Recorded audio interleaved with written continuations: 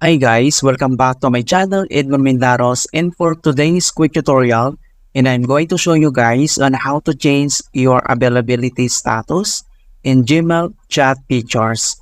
Alright, so without further ado, let's go ahead. So all I have to do is to open up the Gmail account, and then dito lang sa left side, makikita nyo dito na naka-enable yung ating Google Meet.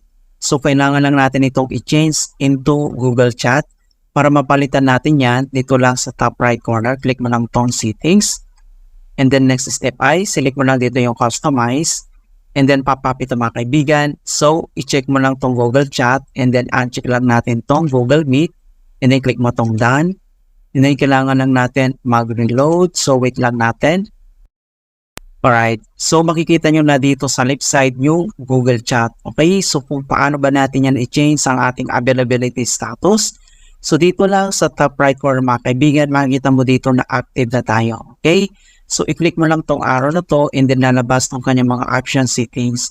So mayroon dito automatic based on chat activity, do not disturb, so mute chat notifications, set as away, and then pwede tayong mag-add ng status. So pag-click mo yan, and then ito yung mga choices po niya or options. So pwede kang mag-select dito and then yung my time naman dito. And then once, pwede kang mag-write dito kung ano yung gusto mong status. And then click mo lang to done. Alright?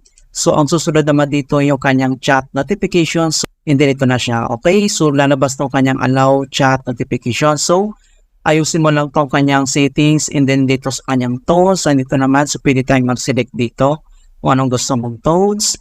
And then itong kanyang email notifications. Merong option naman dito na pwede mo i-turn off or only mentions. Alright? And then next, mayroon naman dito yung kanya do not disturb schedule. So once naayos mo na itong settings ito, and then click mo lang itong done mga kaibigan dito.